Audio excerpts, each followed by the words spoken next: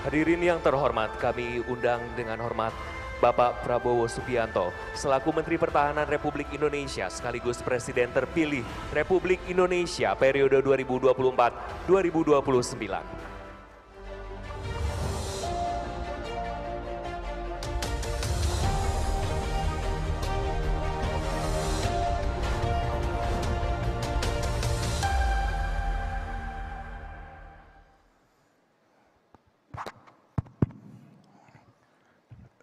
Bismillahirrahmanirrahim. Assalamualaikum warahmatullahi wabarakatuh. Selamat sore, salam sejahtera bagi kita sekalian. Shalom, Om Swastiastu, Namo Buddhaya, salam kebajikan, Rahayu. Yang saya hormati dan yang saya banggakan, Ketua penyelenggara BNI Investor Daily Summit 2024, Saudara Enggar Tiasto Lukita, Menteri Perdagangan Republik Indonesia tahun 2016 sampai 2019, yang saya hormati dan saya banggakan, Ketua Dewan Pertimbangan Presiden Republik Indonesia Jenderal TNI Purnawirawan Wiranto,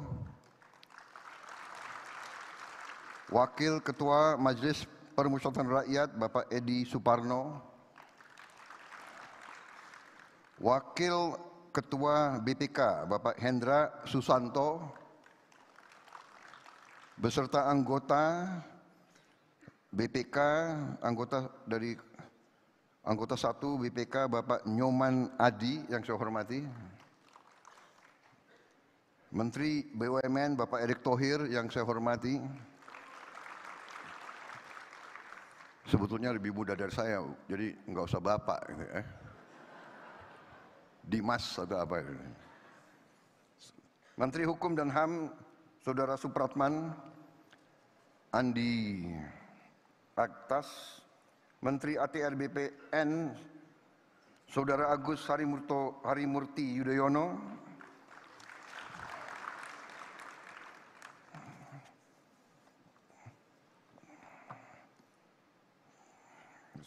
Menteri ESDM tidak hadir,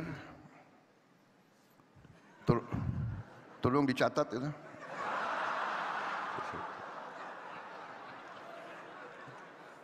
Menteri Investasi Saudara Rosan Roslani tidak hadir,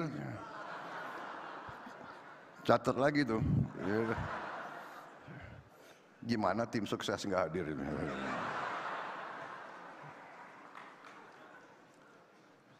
Para duta besar negara sahabat dan perwakilan negara-negara sahabat yang hadir, distinguished ambassadors and representatives of friendly nations, Saudara Dirut Bank Negara Indonesia, Saudara Royke Tumilar,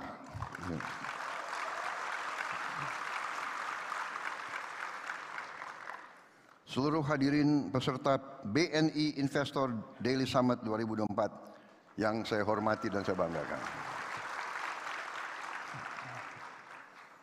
Saudara-saudara, terima kasih atas kehormatan diberikan kepada saya diundang pada acara ini. Ini kehormatan, walaupun undangan kemarin diberikan kepada saya oleh Pak Enggar secara mendadak. Baru tadi malam saya diundang. Tapi bukan salah beliau, biasa dalam kondisi sekarang agak sibuk sehingga mungkin undangan tertulis, saking banyaknya undangan mungkin tidak saya perhatikan. Tapi untung takdir menghendaki saya hadir. Saya kebetulan ketemu beliau di restoran. Kemudian beliau ingatkan, besok hadir enggak? Ada acara apa? Ya kan? BNI Investor, BNI. Waduh, berat kalau saya nggak hadir acara BNI. Gitu. Ya kan? Ngeri saya, kualat, ya kan? Malam-malam saya dibangunin nanti kan, ya kan? Jadi BNI memang ada sedikit, bukan sedikit, tapi ada hubungan emosional dengan keluarga saya karena itu adalah kebanggaan keluarga kami karena Pak Margono lah yang menerima perintah dari Bung Karno untuk membuka bank milik rakyat Indonesia yang pertama, yaitu BNI.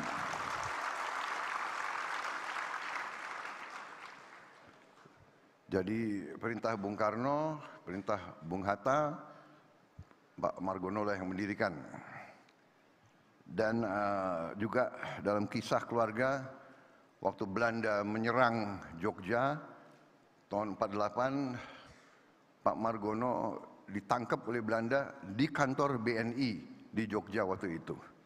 Jadi begitu beliau ngomong ada acara BNI, walaupun saya nggak ngerti apa acaranya, ya kan? Ya kan? Ya udah, hadir aja saya, ya kan? Dan sebagaimana saya bisa antisipasi,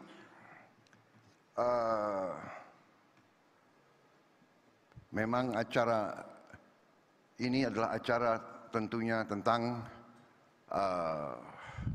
ekonomi. BNI dengan mitra-mitranya, para investor, para pelaku ekonomi, apalagi ada Pak Enggar di situ, ya, sehingga saya diminta sedikit memberi pemikiran atau visi saya ke depan. Sebetulnya visi saya ke depan ini sudah sangat sering disebarluaskan, sudah ada buku, sudah ada program, sudah tertulis, sudah disebarkan di mana-mana.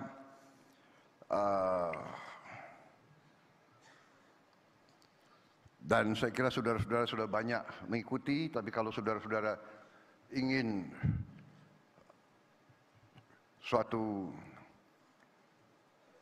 konfirmasi atau suatu rekonfirmasi atau katakanlah suatu penjelasan lagi, dengan sangat gembira saya akan menggariskan secara garis besar saja, tidak terlalu detail. Saya yakin saudara di ujung hari ini begitu banyak mendengarkan pembicaraan, sudah cukup lelah, ya kan? Kita mengerti bahwa pelajaran psikologi, orang mendengarkan itu sebetulnya cukup berat. Kemampuan orang menerima keterangan itu katanya terbatas. Span of attention kurang lebih 40 menit. Kemudian daya serap manusia untuk menerima keterangan baru maksimal 7-8. Karena itu saya batasi pembicaraan saya, ya. Saya harap tidak terlalu lama. Tapi saya mohon izin saya minum kopi dulu. Saya bisa jadi brand ambassador kopi Indonesia. Ya.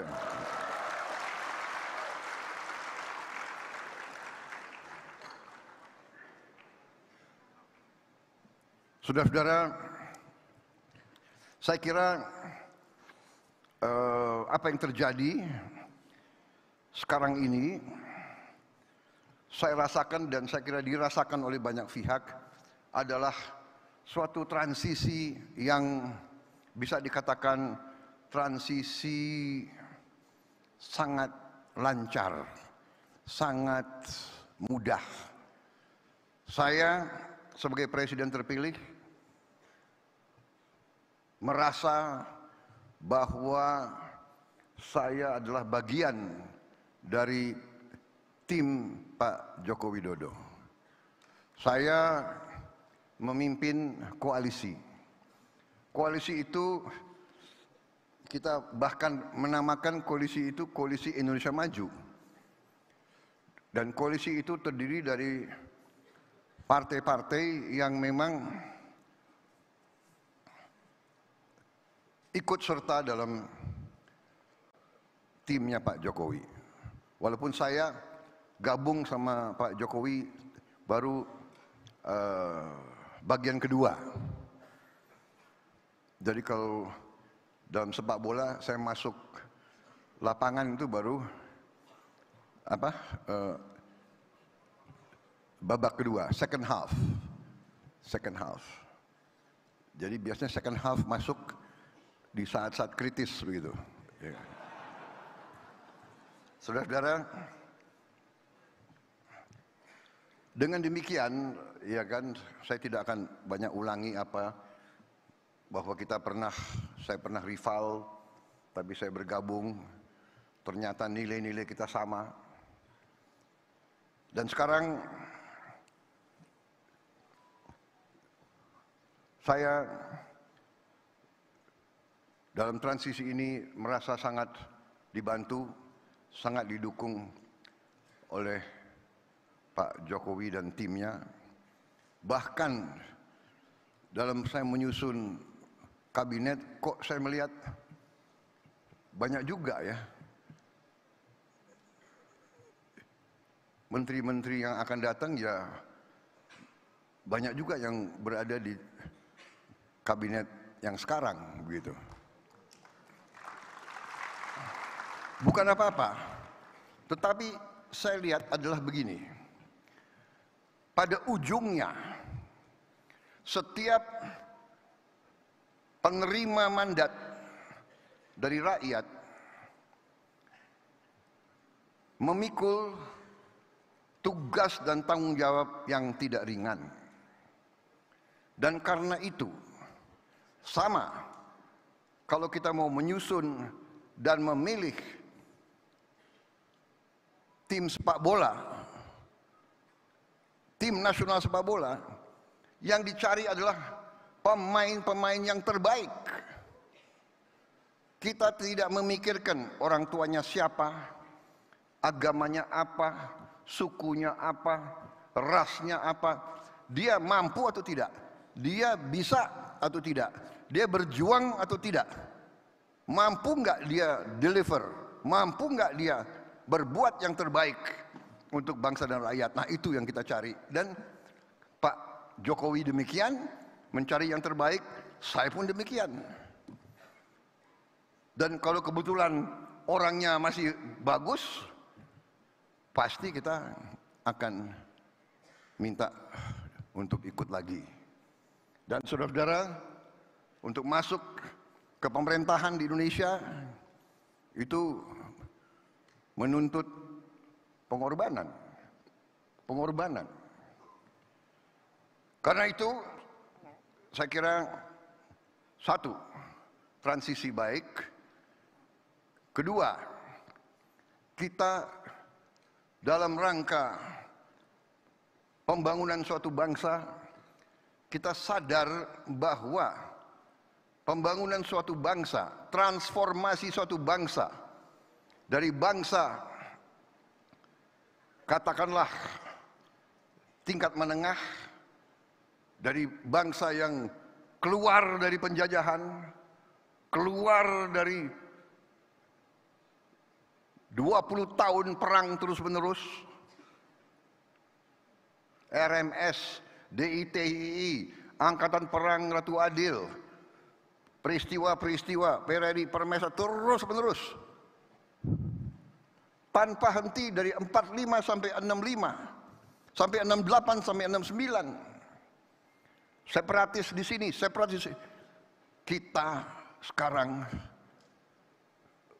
adalah negara yang masih utuh, negara dengan ekonomi ke-16 di dunia, negara dengan tingkat inflasi salah satu yang terendah di dunia, negara dengan pertumbuhan yang masih cukup baik dibandingkan dengan negara-negara lain, suatu negara yang keluar dari krisis COVID, salah satu yang tercepat, dan dinilai salah satu yang terbaik keluarnya dari peristiwa COVID.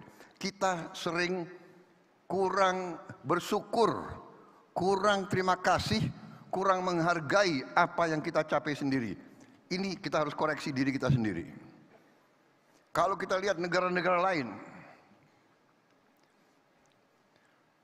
rasio hutang terhadap GDP mereka sesudah COVID naik belasan bahkan puluhan persen. Negara-negara hebat seperti Perancis, debt to GDP ratio-nya loncat. Sekarang berada di 110%.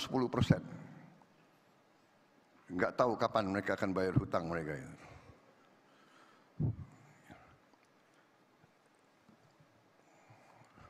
Saudara-saudara sekalian, dengan demikian saya terima mandat dari rakyat dan waktu ini saya gunakan dengan sebaik-baiknya. Saya kumpulkan pakar-pakar, saya kaji perkembangan, saya kaji situasi ekonomi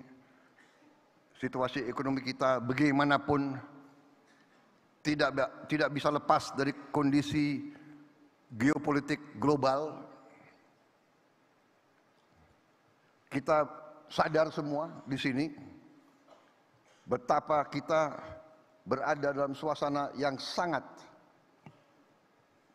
penuh dengan kecemasan. Terjadi perang-perang besar dengan risiko yang sangat besar. Di Eropa, perang Ukraina, di Timur Tengah, perang di Gaza, meluas ke Lebanon, mungkin meluas lagi ke Iran.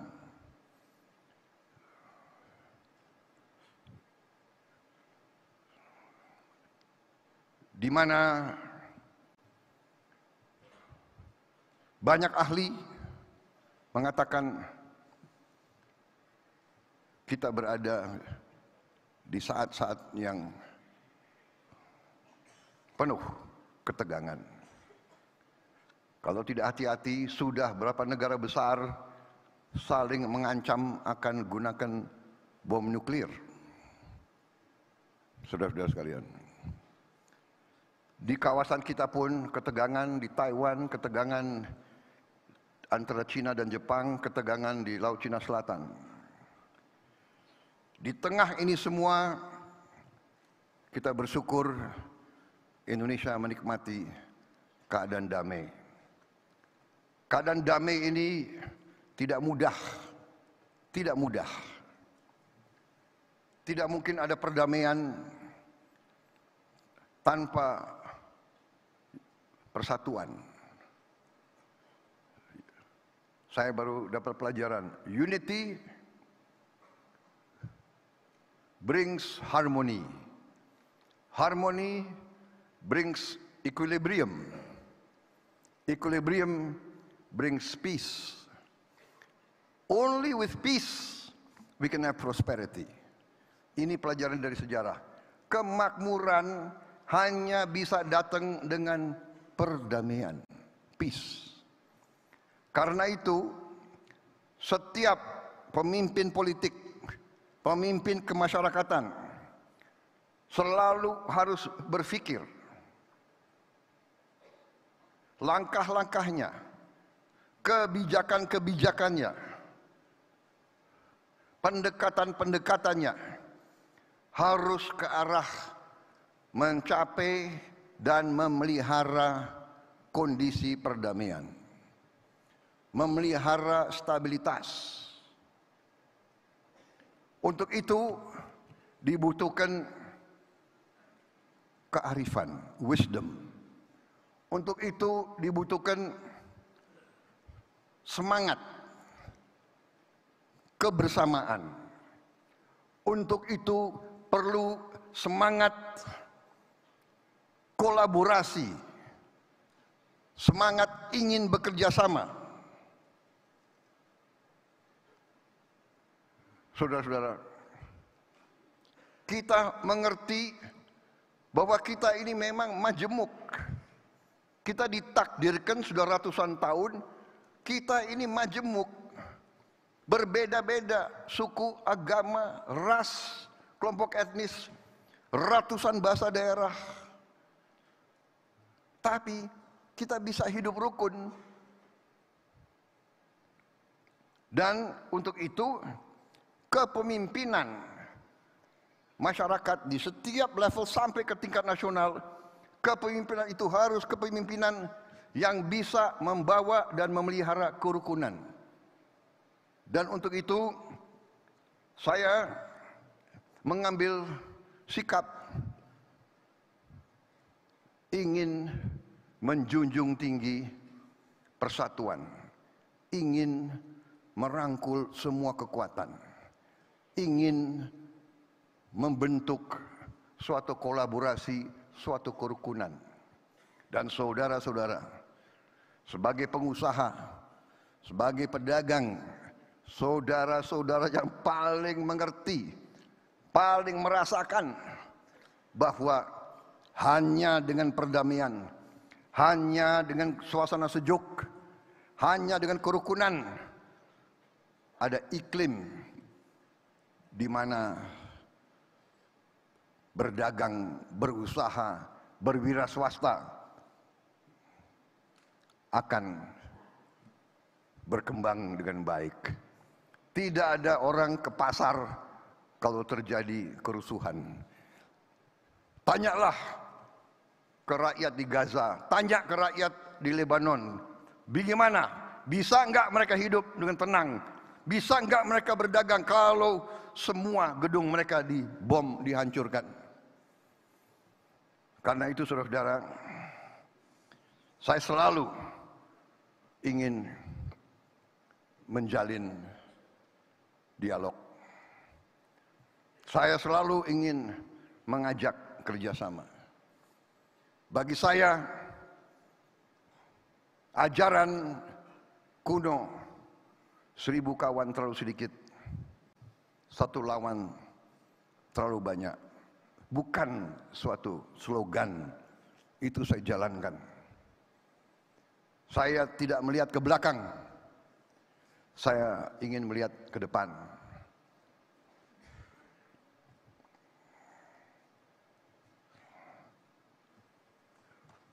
Bagi saya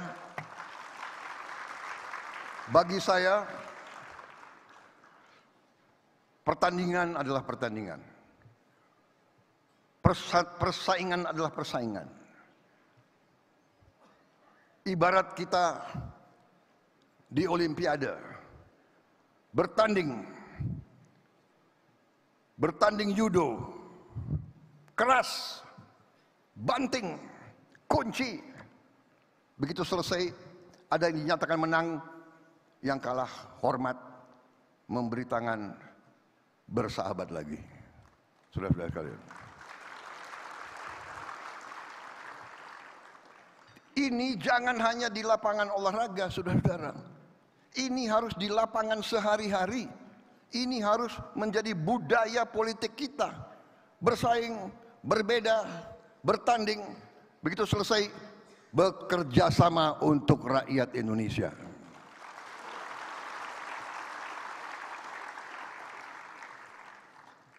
Itu keyakinan saya. Dan karena itu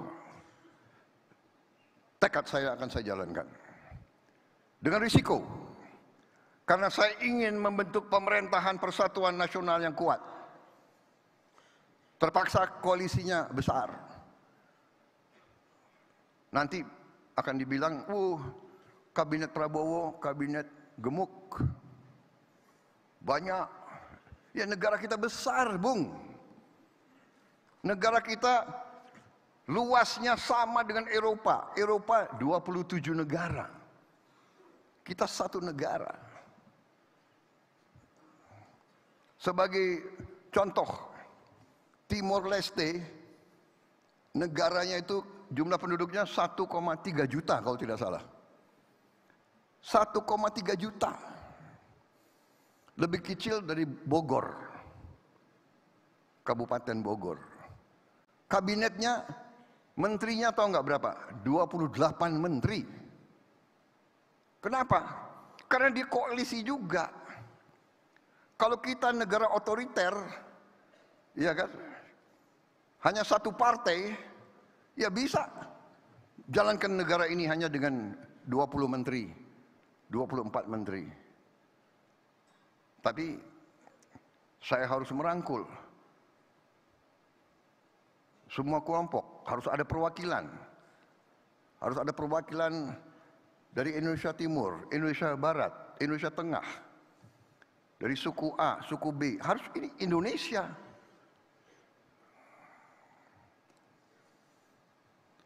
Dan memang pekerjaan kita berat. Kita bersyukur kita diberi kekayaan alam yang luar biasa. Minggu demi minggu, bulan demi bulan, ketemu lagi. Kita baru ketemu ladang gas salah satu terbesar di Andaman. Beritanya 8 sampai 12 TCF. Bisanya lebih. Kita baru ketemu lagi ladang-ladang di mana bekas-bekas Belanda, ternyata cadangannya masih banyak. Saudara-saudara sekalian, ketemu lagi cadangan emas. Lupanya Indonesia ini nanti bisa produsen emas salah satu terbesar di dunia. Ya kan? Jangan cepat tepuk tangan. Emasnya masih di bawah tanah, kita harus gali. Enggak, maksud saya kita, tapi, nah, dengan segala kelebihan kita menghadapi tantangan yang sangat besar. Ya kan? Pertumbuhan bagus, 5% selama sekian tahun berturut-turut. Tapi kita harus akui pemerataannya harus kita tingkatkan. Saudara-saudara sekalian, kita harus berani koreksi sistem kita. Kita harus bertanya. Kita harus bertanya bagaimana caranya kekayaan bangsa Indonesia harus bisa dinikmati oleh seluruh rakyat Indonesia. Tidak hanya segelintir orang saja. Kita tidak bisa mengandalkan trickle down economics. Terlalu lambat. Presiden Jokowi sudah memberi contoh intervensi.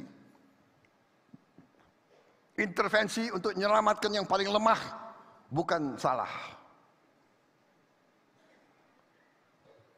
Karena itulah kita berhasil menekan dan mempertahankan inflasi sampai di sini. Saudara harus tahu, ini bukan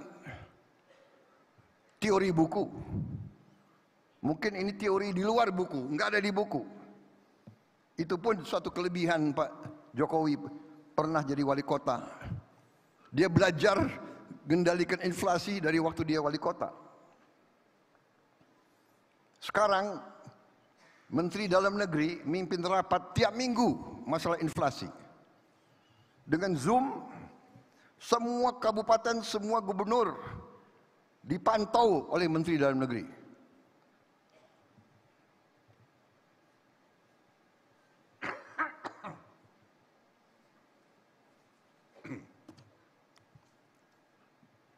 Mungkin satu-satunya negara di dunia, Menteri Dalam Negeri rapat tiap minggu dengan bupati, wali kota, gubernur mengecek harga sembako. Di mana ada kelebihan, di mana ada kekurangan. Ini harus kita akui, ekonomi bukan hit and run, bukan bukan sesuatu yang kita serahkan kepada keberuntungan. Ini adalah manajemen. Management yang prudent, management yang teliti, management yang hati-hati. Saudara-saudara, kita harus berani koreksi diri.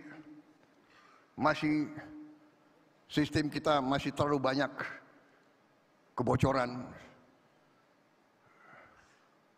Korupsi harus kita hadapi dengan berani.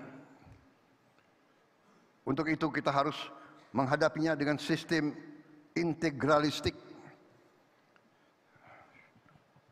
sistem menyeluruh.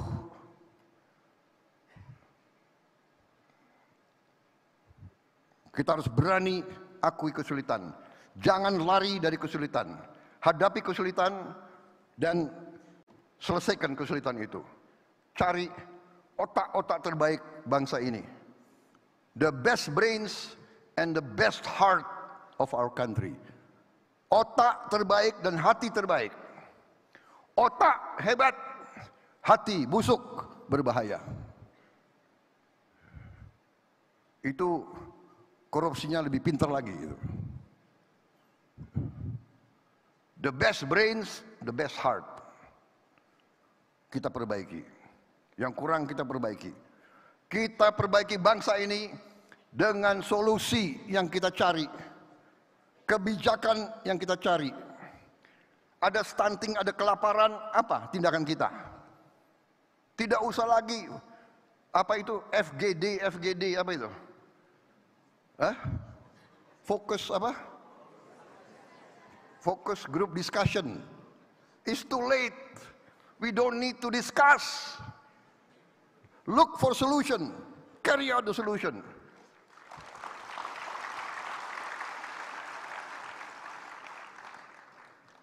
Saudara-saudara, kita berani hadapi, harus berani.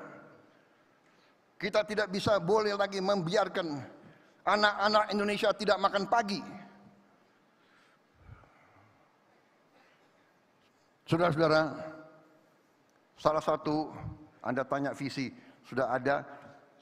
Saya dari dulu bertekad ada beberapa hal fundamental. Survival kita suatu bangsa, sebagai bangsa, tergantung beberapa hal yang sangat mendasar. Pertama adalah swasembada pangan. Suatu bangsa harus bisa produksi dan memberi makan ke rakyatnya. Bangsa mau merdeka tidak boleh tergantung dengan impor pangan. Saya bertekad untuk swasembada pangan.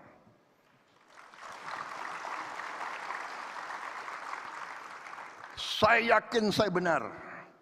Sejarah membuktikan bahwa sikap saya benar.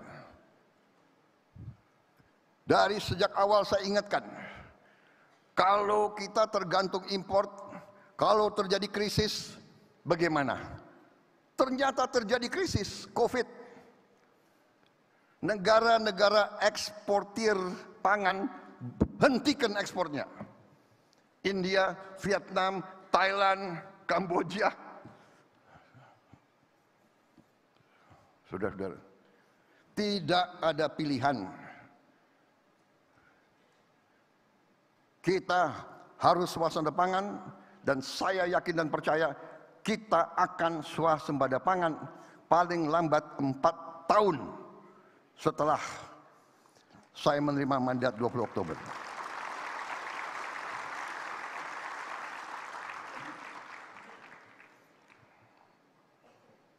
Yang kedua, kita harus swasembada energi. Kita tidak bisa lagi tergantung import bahan bakar. Kalau terjadi krisis, sama lagi. Sekarang Israel diramalkan akan menyerang ladang-ladang minyak Iran. Iran mengatakan kalau ladang minyak dan gas mereka diserang, mereka akan balas menyerang ladang-ladang minyak gas sekutu-sekutu Amerika. Berarti Arab Saudi, Kuwait, Qatar, Bahrain ini sekutu Amerika semua. Karena Amerika dianggap mendukung Israel, Iran kalau diserang yang dibalas sekutu-sekutu Amerika. Kita bisa bayangkan harga minyak berapa. Kita bersyukur lagi, Tuhan Maha Besar sangat cinta sama rakyat Indonesia. Saudara-saudara, sekarang ada teknologi, kita bisa bikin solar dari kelapa sawit. Bahkan tidak hanya B35, B40, B50, tidak, kita bisa bikin D100. Bensin bisa juga dari kelapa sawit. Saudara-saudara sekalian. Jadi kita sangat bisa swasembada pangan. Belum lagi kita menemukan ladang-ladang baru. Dan kita bisa membuka ladang-ladang bekas Belanda dengan teknologi baru. Kita juga bisa batu bara kita rubah menjadi solar, menjadi diesel, menjadi DME, menggantikan LPG. Saudara-saudara, yang Maha Besar sangat baik sama kita. Tinggal kita mampu atau tidak. Selain swasembada pangan, swasembada energi, kita harus hilirisasi. Jadi yang dicanangkan Pak Jokowi ini mutlak kunci terhadap kebangkitan kita. Kita harus hilirisasi, dari hilirisasi kita laksanakan industrialisasi. Bersyukur lagi kita miliki cadangan nikel terbesar di dunia. Kita miliki cadangan boksit salah satu terbesar di dunia. Koper kalau nggak salah kita ke-7 di dunia. Kita punya thorium, kita punya uranium, saudara-saudara sekalian, kita punya rare earth.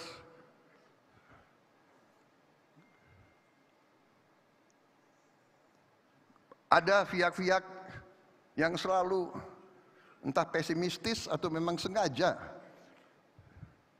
tidak suka kalau Indonesia bangkit. Ya. Jadi saudara-saudara, dari itu semua, swasembada pangan, swasembada energi, hilirisasi, salah satu tugas di depan kita adalah menyelamatkan anak-anak kita. Kita akan beri makan bergizi kepada semua anak-anak kita dan ibu-ibu yang sedang hamil. Dan ini sudah kita pelajari, sudah siap, akan kita lancarkan, dan sekarang sudah ratusan uji coba, sudah ratusan titik uji coba. Dan alhamdulillah uji cobanya sebagian besar sukses. Dan alhamdulillah sekarang inisiatif, ada perusahaan saya akan beri di daerah saya akan beri ke karyawan saya akan beri anak-anak karyawan saya. Ada kepala daerah, saya akan pakai APBD untuk sebagian. Silakan. Mari kita masing-masing berbuat untuk menyelamatkan masa depan anak-anak kita.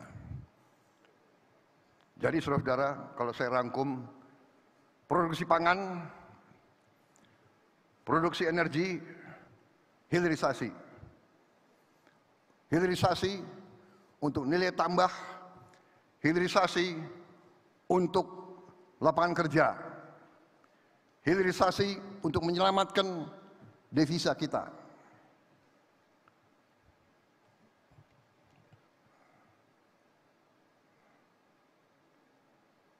Kemudian salah satu usaha kita juga adalah untuk mengurangi mitigasi kemiskinan.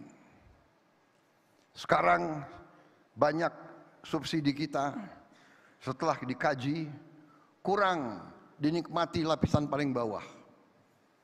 Karena subsidi itu adalah diarahkan ke subsidi barang, produk. kita sedang mengkaji merubah subsidi menjadi subsidi kepada keluarga. Kita harus sekarang mencari data by name, by address setiap keluarga yang golongan paling bawah. Dan baru pada saat itu dengan cara yang benar, di situ kita berharap BRI, BNI, Pos Indonesia, PLN dengan semua jaringannya sampai ke desa bisa membantu melancarkan pengiriman subsidi itu langsung ke keluarga yang miskin. Saudara-saudara, saya kira secara garis besar itu strategi saya. Saya percaya swasembada pangan, swasembada energi, hilirisasi, makan untuk anak-anak, kemudian mitigasi kemiskinan segera. Kemudian dengan program-program itu semua, para pakar ekonomi menghitung. Sebagai contoh, kalau kita insya Allah berhasil, dan saya yakin kita berhasil, mencakup pemberian makan bergizi untuk anak-anak kita, artinya ada uang beredar di setiap desa, setiap hari. Artinya telur, sayur, pangan, buah,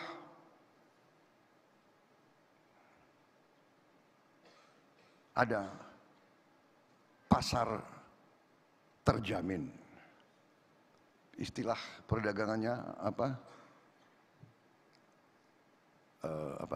Pasar yang terjamin. Ya. Gimana istilah bisnisnya apa itu? Market, captive market. Captive market, semua produksi di desa kecamatan akan terserap. Kemarin kita dengar di Kabupaten A kelebihan telur. Kita dengar panen di Jawa Barat, mangga yang terbagus tidak bisa dijual karena nggak ada kendaraan mengangkatnya dari desa itu. Di satu desa, di satu kabupaten, cabai harganya tak terkendali. Di satu desa, cabai tidak bisa terbeli. Dan sebagainya, dan sebagainya. Sekarang kita sangat optimis bahwa apa yang dihasilkan semua petani kita di seluruh kecamatan sudah ada captive market. Sudah ada pasarnya.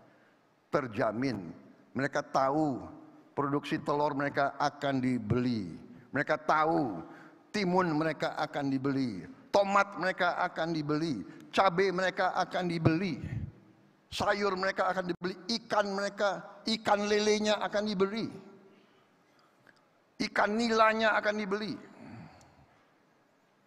Saudara-saudara, jadi saya memang sering diejek, ya kan, Prabowo apa ini 8% pertumbuhan, ya kan, kita dinyinyir, ya nggak apa-apa. Saudara-saudara, saya belajar dari Bung Karno, proklamator. Beliau pernah mengatakan, gantungkanlah cita-citamu setinggi langit.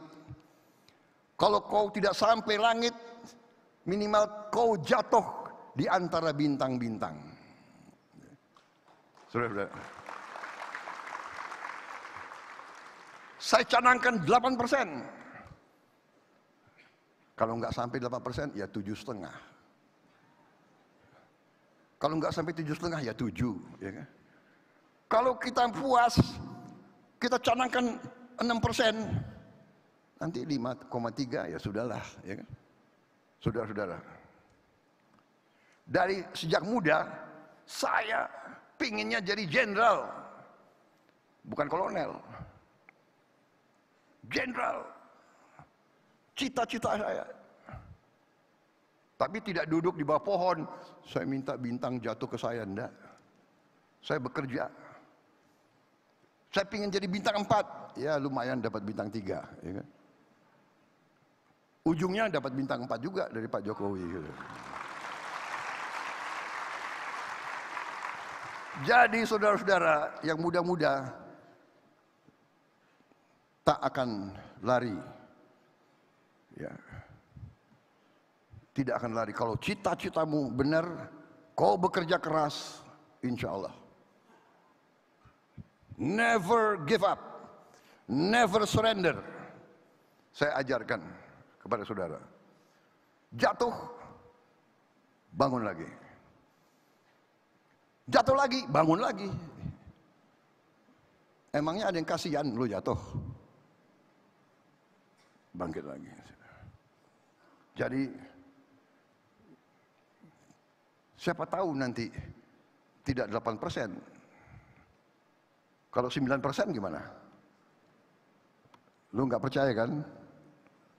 Benar nggak? Tunggu tanggal mainnya.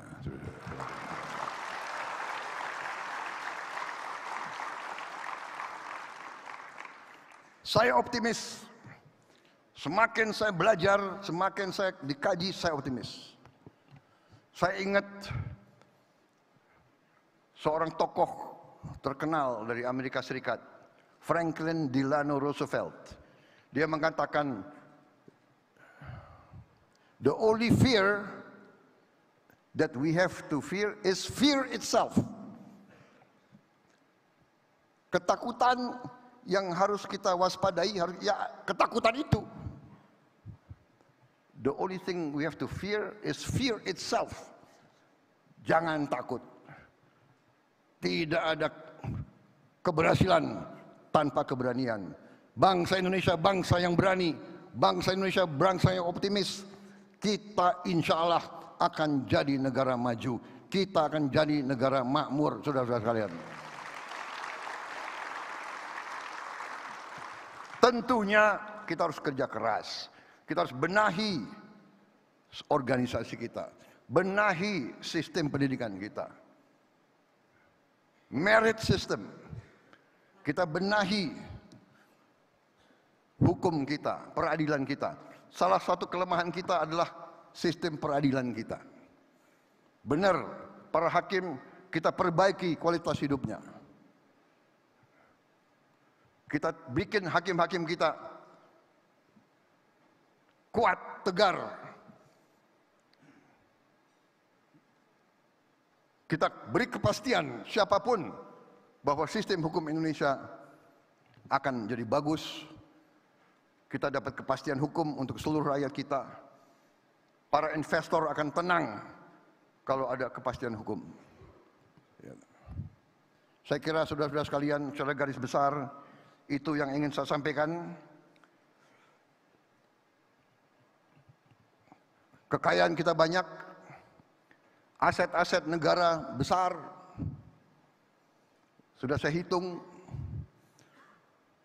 kalau kita konsolidasikan semua kekayaan kita dalam manajemen yang baik, mungkin kaget, jangankan orang lain, kita juga kaget betapa kayanya kita. Kuncinya kita harus menjaga kekayaan kita. Kita harus mengurus kekayaan kita. Kita harus dengan prudent, dengan arif. Makanya BUMN, bank-bank, ingat BNI, Bank Perjuangan, semua himbara, uang yang saudara kelola adalah uang rakyat Indonesia. Setiap sen, setiap kredit harus dipertanggungjawabkan.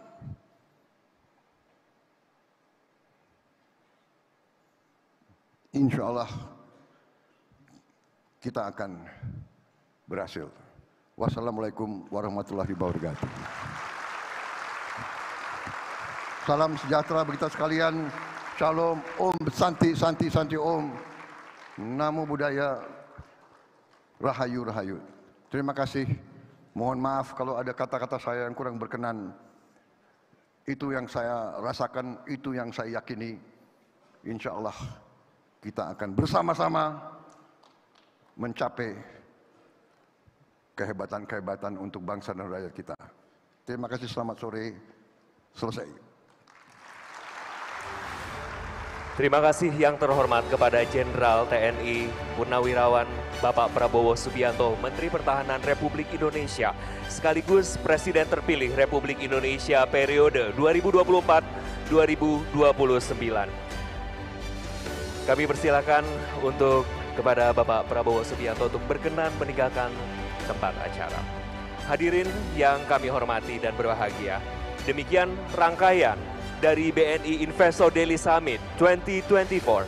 Tentunya ada banyak hal yang dapat dijadikan inspirasi atas apa yang telah dibagikan, digagaskan. Juga ada banyak hal yang bisa kita kembangkan untuk mendorong pertumbuhan ekonomi yang berkelanjutan dan mudah beradaptasi, terutama di lingkungan yang penuh tantangan dengan kolaborasi lintas sektor.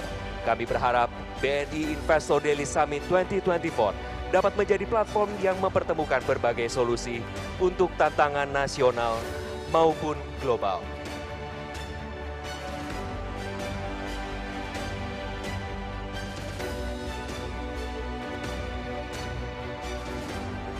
Tentunya kami juga ingin mengucapkan terima kasih banyak untuk seluruh pihak yang telah mendukung terselenggaranya BNI Investor Daily Summit 2024 ini. Terima kasih kepada BNI, Astra, Chandra Asri Group, PT Pupuk Indonesia Persero, Peluang, PIK 2, Petrindo Jaya Kreasi, Petrosi, April Group, Vale Indonesia, Amazon Web Services, VB Cloud, Dakom Indonesia, Bukit Asam, Inalum, PT Sri Rejeki Isman Tbk Sritex, Intibios, City Vision, Pixel, Chandra Karya, dan CBN Internet. Hadirin yang berbahagia, sebelum kita akhiri BNI Investor Daily Summit 2024, mari kita saksikan rangkuman acara dari hari pertama sampai hari ini. Selamat menyaksikan.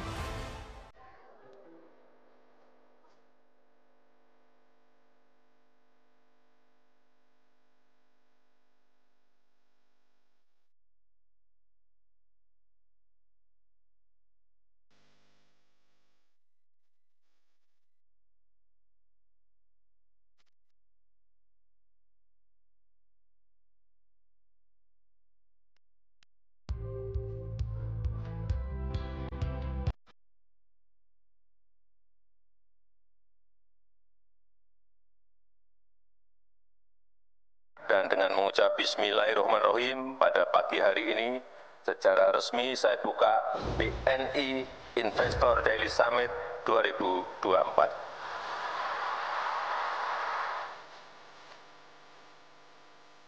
Melalui BNI Investor Daily Summit 2024, kami ingin menyampaikan pesan optimisme, sekaligus menjadikan event ini sebagai ajang bertukar pikiran serta mensosialisasikan visi serta arah kebijakan ke depan agar Indonesia dapat menghindari middle income trap. Karena kita tahu sekarang kita telah masuk ke abad Asia. Pergeseran dari barat menuju ke Asia. Dan diprediksi, diperkirakan di Asia nanti akan ada 3 kekuatan ekonomi baru. India, China, dan Indonesia.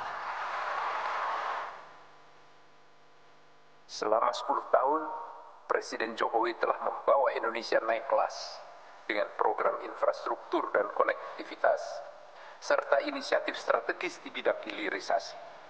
Indonesia juga menjadi negara yang disegani dengan keberhasilan kepemimpinan Indonesia di kancah internasional.